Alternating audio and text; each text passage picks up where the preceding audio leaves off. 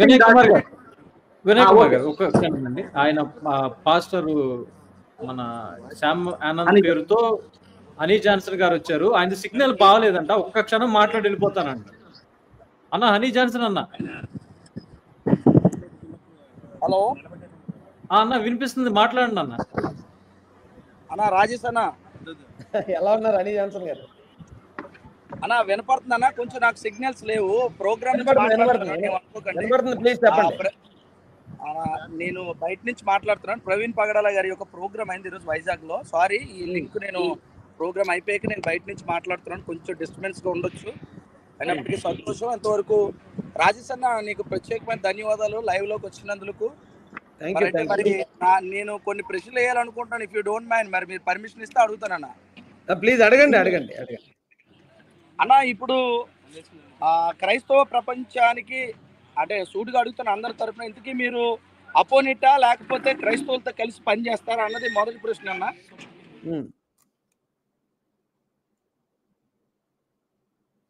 Answer చెప్పేయమంటారా? Voice cut అయిందండి మీది అన్న.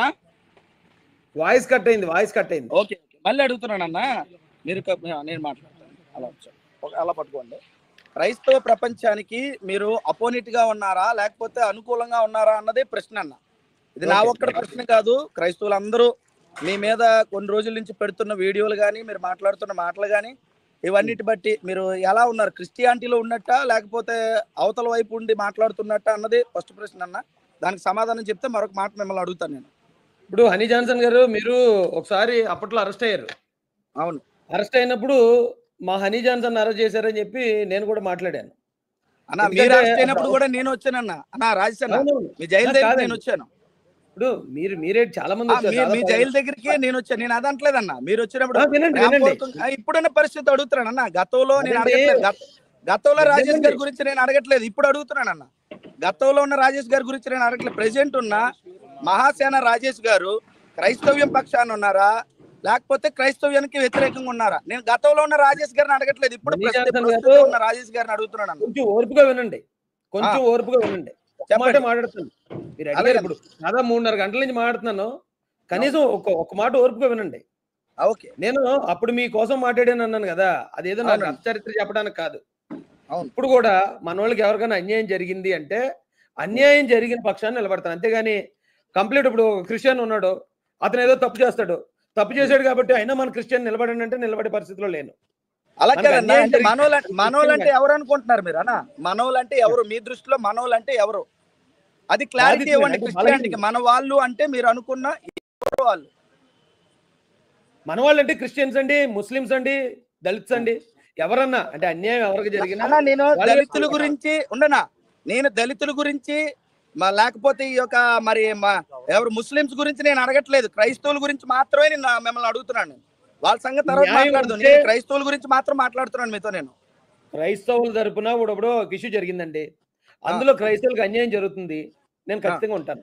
కానీ ఒక ఇష్యూ జరిగింది, క్రిస్టియనే అక్కడ అన్యాయం చేశాడు, నేను అక్కడ నిలబడినా. అన్న అజయ్ చేశాడు అన్యాయం చేసి, ఇప్పుడు నేను సూటిగా మిమ్మల్ని అడుగుతాను, మీరు క్రిస్టియనా కాదన్న? నేను అడుగుతున్నాను మిమ్మల్ని. మీరు యేసుక్రీస్తు నమ్ముకున్న ప్రతి ఒక్కడు క్రిస్టియన్ అయితే రాజేష్ మహాసన్ కూడా క్రిస్టియనే. ఏంటన్నా? యేసుక్రీస్తు నమ్ముకున్న ప్రతి ఒక్కడు క్రిస్టియన్ అయితే రాజేష్ మహాసన్ కూడా క్రిస్టియనే. అలా కాదన్న, యేసుక్రీస్తుని నమ్ముకున్న పరిస్థితులు వేరేగా ఉన్నాయి. ఇప్పుడు మీరు అంటారు కదా, మీరు క్రిస్టియనా కాదు? నేను సూటిగా అడుగుతున్నాను, మీరు క్రిస్టియనా కాదు? మీరు చెప్పండి. నేను క్రిస్టియన్ అని చెప్తున్నాను కదా మీకు. సరే అన్న, క్రిస్టియన్ అయితే మీరు క్రిస్టియన్ సర్టిఫికేట్ చూపించగలరా? క్రిస్టియన్ కో సర్టిఫికేట్ ఉందా? మీరు అంటారు, అందరూ అంటున్నారు, వాళ్ళు అడుగుతున్నారు కదా. పోరాటానికి వచ్చినోడిని అన్నప్పుడు మీరు సర్టిఫికేట్ చూపించగలరా? మమ్మల్ని అడుగుతున్నారు, మిమ్మల్ని కూడా అడుగుతున్నాను అదే ప్రశ్న. మమ్మల్ని అడిగారు, మిమ్మల్ని కూడా అడుగుతారు, మీరు క్రిస్టియన్ గా సర్టిఫికేట్ చూపించగలరా? ఆ సర్టిఫికేట్ కి వ్యతిరేకంగా పోరాటానికి వచ్చినోడిని నేను ఎలా సర్టిఫికేట్ తీసుకోను? అలా కదన్నా, ఇప్పుడు ఏమంటున్నారంటే, ఇప్పుడు కులాన్ని అడ్డు పెట్టుకుని ఉన్నారు అనుకోండి, ఆ సర్టిఫికేట్ చెల్లదు కదా. ఇప్పుడు మీరు ఒకవేళ ఒక కులాన్ని మనం పెట్టుకుంటే, ఒక ఎస్సీ కేటగిరీలో ఉన్నాడు ఒకవేళ క్రిస్టియన్ అయ్యాడు అనుకో, అతను క్రిస్టియన్ కాదని గవర్నమెంటే రికగ్నైజ్ చేయట్లేదు కదా, మీరు క్రిస్టియన్ అని ఎలా చెప్పుకుంటారు? ఇప్పుడు మీరు బీసీ నుంచి కన్వర్ట్ అయ్యారండి. నాది బీసీ కాదన్నా, నాది ఓసీ అన్న. నేను కాపు కన్వర్టెడ్ క్రిస్టియన్, కాపు అన్నా నేను. ఓకే, మీకు బీసీసీ ఇస్తారా సర్టిఫికేట్? ఎందుకు నీకు ఇప్పిస్తే నేను తీసుకుంటాను, నాకు ఆ, ఇస్తే మీరు తీసుకుంటాను, తీసుకోవడం కాదు. నాకు ఏ ఎవడో సర్టిఫికేట్ ఇప్పించడం ఇచ్చినా ఏంటి? తీసుకుంటాను, నాకు నో ప్రాబ్లం. కాదండి, ఎవడో ఇప్పించడం కాదండి. ఆ, మీకు ఇప్పుడు మీరు కాపు నుంచి కన్వర్ట్ అయ్యారు, మీకు బీసీసీ ఇవ్వరు, మీరు అడిగినా ఆ, ఇవ్వరు. అవును. ఇంకొక ఆయన బీసీ నుంచి కన్వర్ట్ అవుతాడు, ఆయన అడిగిన బీసీ సర్టిఫికేట్ ఇవ్వడు. మరొక ఆయన ఎస్టీ అంటే గిరిజన నుంచి కన్వర్ట్ అవుతాడు, ఆయన అడిగిన సర్టిఫికేట్ ఇవ్వరు.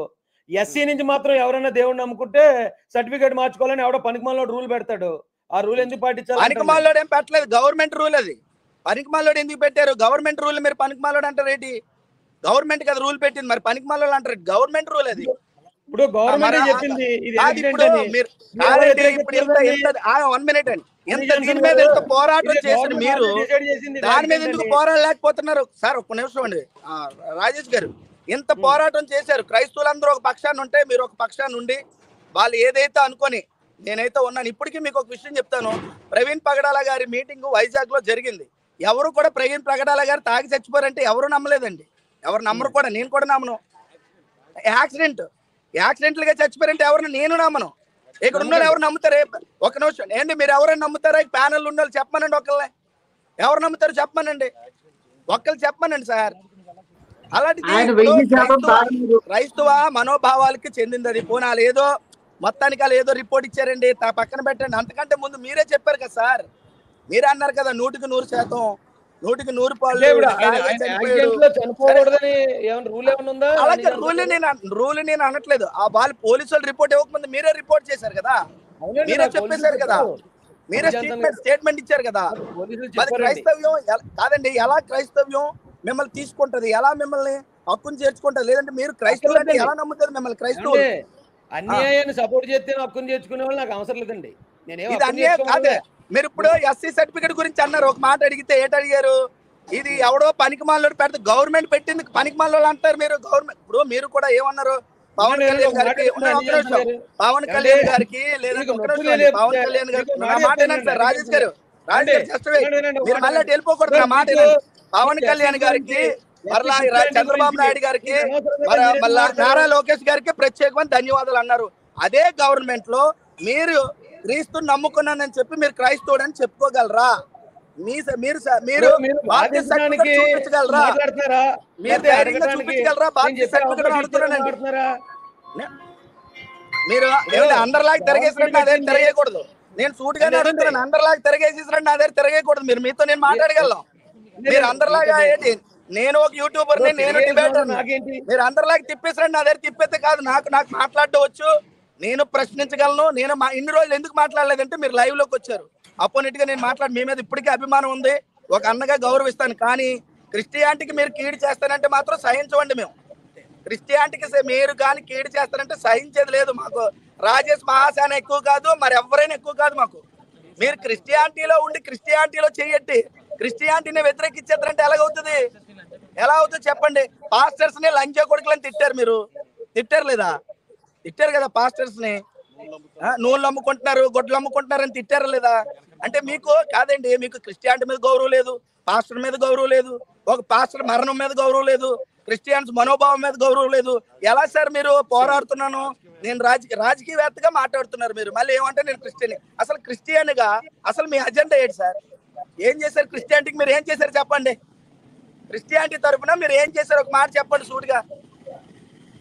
రాజేష్ గారు క్రిస్టియానిటీ చెప్పండి సార్. మాట్లాడమంటారా? మాట్లాడండి. క్రిస్టియానిటీ మీరు ఏం చేశారు చెప్పండి నాకు. తర్వాత చెప్తానులే కానీ క్రిస్టియన్ గురించి ఎవడ ఏం చేయాలి సార్? లైవ్ లోకి వచ్చి తర్వాత చెప్తే ఇప్పుడే చెప్పండి.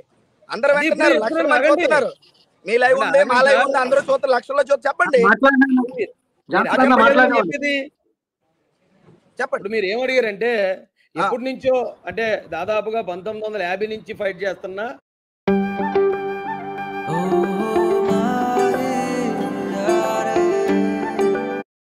దళిత క్రిస్టియన్ సమస్య మీద మీరు గవర్నమెంట్ చెప్పారు కాబట్టి మీరు నోరు మూసుకుని తీసుకోండి అన్నారు. ఫస్ట్ పాయింట్ ఇది 1950 నుంచి జరుగుతుంది పోరాటం. అన్ని కులాలకి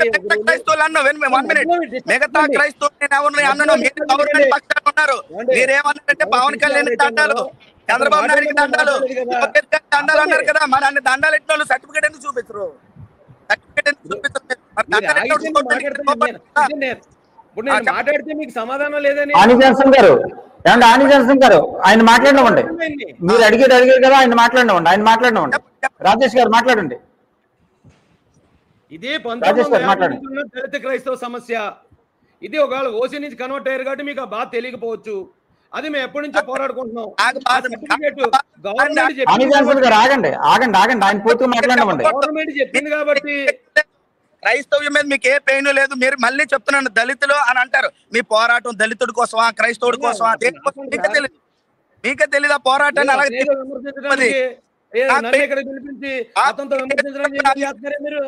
నా కుటుంబంలోంచి నన్ను వెలివేశారు. నా కుటుంబంలోంచి ఫస్ట్ ఒకసారి మీరు అడిగిన ప్రశ్నకి ఆయన లెట్ హిమ్ ఎక్స్ప్లెయిన్. రాజేష్ అన్న టైం ఇవ్వండి, చెప్తారు కదా. ఇమోషనల్ అవ్వకండి, చెప్పండి సార్. అది 1950 నుంచి జరిగే పోరాటం అండి. అది మేము పోరాడుకుంటాం. అది మీకు సంబంధం లేని విషయం. అయితే గవర్నమెంట్ చెప్పింది కాబట్టి మీరు తీసుకోవాలి అంటున్నారు. ఇప్పుడు గవర్నమెంట్ చెప్పింది అది యాక్సిడెంట్ అని మీరు అందరూ ఎందుకు పోరాడుతున్నారు? దేనికోసం? మరి మేము పోరాడితే మీరు వ్యతిరేకంగా ఎందుకు పోరాడుతున్నారు మాతోనే? ఇది నేను అడిగినా చెప్పండి సమాధానం. పోరాడుతున్నారు మీరు ఒప్పుకున్నారు. మీరు ఎందుకు వ్యతిరేకంగా పోరాడుతున్నారు? చెప్పింది కదా యాక్సిడెంట్ అని. పోరాడారు. గవర్నమెంట్ చెప్పిన మాట వినాలి కదా మీరు.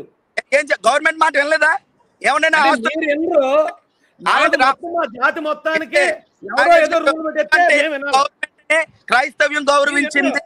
మీరు పదవి కోసం ఉండొచ్చు, ఏ గౌరవించింది. గవర్నమెంట్ ఆస్తులు నష్టం ఎవడో వచ్చి స్వార్థ పర్మిషన్ ఉందా అని అడిగితే నీకేటి సంబంధం అని అడిగినప్పుడు నువ్వు నా సర్టిఫికేట్ అడగడానికి నీకు ఎవడిచ్చాడే హక్కు? నా సర్టిఫికేట్ గురించి అడుగుతావు నువ్వు? నీకెవడొక్కిచ్చాడు? నీకెవడొక్కిచ్చాడు క్రైస్తవులు తిట్టడానికి? నీకెవడొక్కిచ్చాడు? నీకెవడొక్కిచ్చాడు క్రైస్తవులు తిట్టడానికి?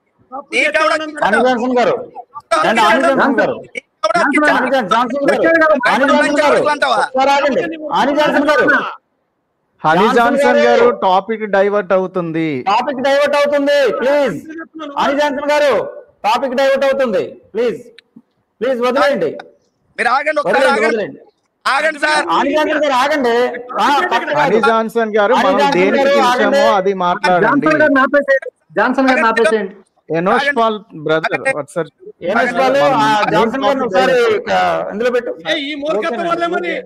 మొదటిగా అనీ జాన్సన్ గారి వాయిస్ కూడా క్లారిటీగా రావట్లేదు సార్. అనీ జాన్సన్ గారి మీ వాయిస్ కూడా బ్రేక్ అవుతుంది, క్లారిటీ లేదు. ఇంకొకటి కొంచెం ఆర్గ్యుమెంట్ మోడ్ లోకి వెళ్ళిపోయింది. ఒకసారి ఆలోచించండి సార్. ఆయన 3 అంటే రాజేష్ గారు ఎందుకు వచ్చారంటే మనకున్న ప్రశ్నలకు ప్యానల్ సభ్యులు అందరూ వినండి. ఇక్కడ వేరు కులాలలో ఉండొచ్చు. ఎవడు ఏ కులంలో నుంచి క్రిస్టియానిటీలోకి వచ్చినా సరే హ్యాపీగా ఆయన కులానికి పొందిన ఆ కులానికి వచ్చిన రిజర్వేషన్ ఆ గిరిజనులు పొందుతున్నారు, బీసీలు పొందుతున్నారు. ఆ రిజర్వేషన్ ఎస్సీలకి లేదు.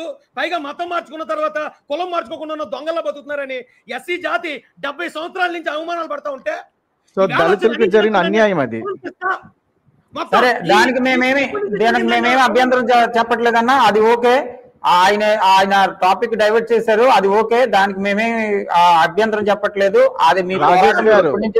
కాకపోతే మీరు మాట్లాడట్లేదు, మా పక్షంగా నిలబడట్లేదు అనే ఒక ఆవేదన కూడా మాకు ఉంది. వినండి, ఓ పాస్టర్ గారు ఉన్నారు, ఆయనకి అన్యాయం జరిగింది, మాట్లాడతాను.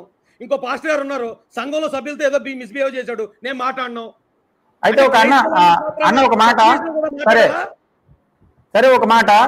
ఇప్పుడు ప్రవీణ్ అన్న గారు ఇంకా చనిపోక 10 రోజుల ముందే రాజమండ్రి రాధా మనోహర్ దాస్ అనే ఒక వ్యక్తి వచ్చి చర్చి దగ్గర నిలబడి దేవుణ్ణి పచ్చిబూతులు తిట్టి సోషల్ మీడియాలో అప్లోడ్ చేస్తే 100 కొలది వెళ్ళి కంప్లైంట్ ఇచ్చారు మన ప్రభుత్వంలో. మరి 100 మంది వెళ్ళి కంప్లైంట్ ఇచ్చినా ఇప్పటి వరకు అది ఏమైందో కూడా అడ్రస్ లేదు. కానీ ఒక వ్యక్తి ఉప్పల్లో కంప్లైంట్ ఇస్తే మన్నాడు వచ్చి అజయ్ బాబు గారిని అరెస్ట్ చేసి తీసుకెళ్లిపోయారు. ఏం జరుగుతుంది అసలు? మీరు ప్రజాప్రతినిధులుగా ప్రభుత్వంలో ఉన్నారుగా, మరి ఇది అన్యాయం కాదంటారా క్రిస్టియానిటీకి? ఇప్పుడు క్రిస్టియానిటీకి ఈ రోజు కాదండి, ఎప్పటి నుంచో జరుగుతుంది అన్యాయం. క్రిస్టియానిటీ అన్యాయం జరుగుతుంది, చర్చలు దాడులకు గురయ్యాయి, అలాగే బైబిల్ తగలబడ్డాయి.